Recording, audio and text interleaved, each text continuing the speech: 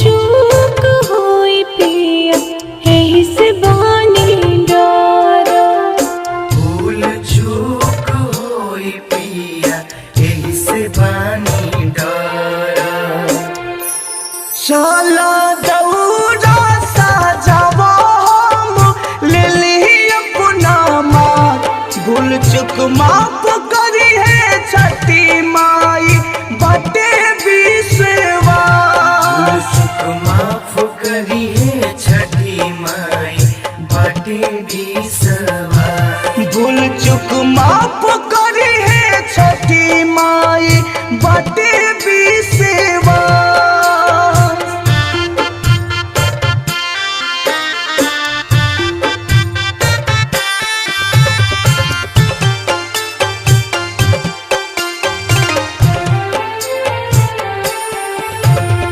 चाली रूठी चली काई जाव हो तैयरिया।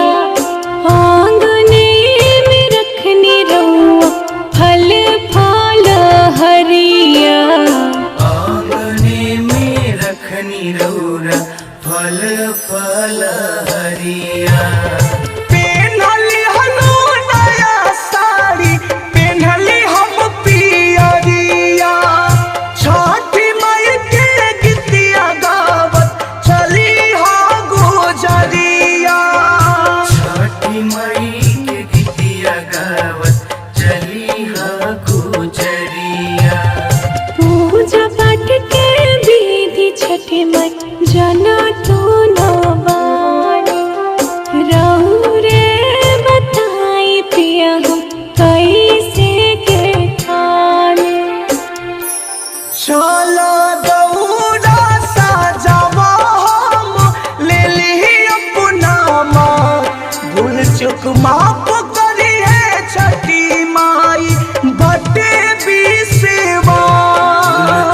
माफ करी है छठी माई बाटे बिसवा।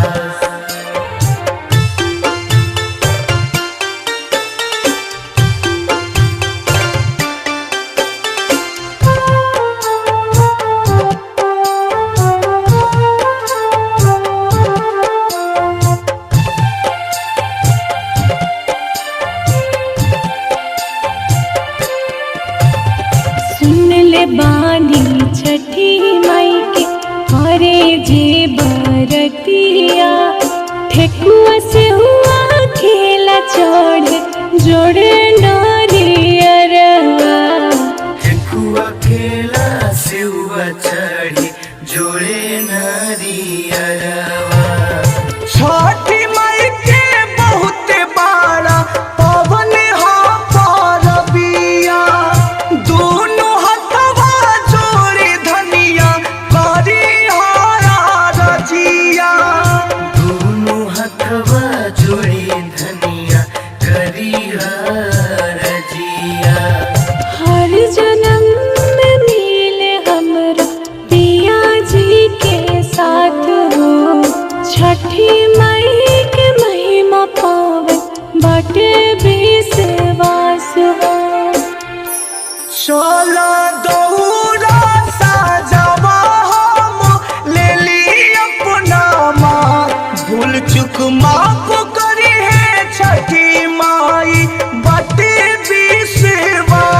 भूल चूक माफ करी है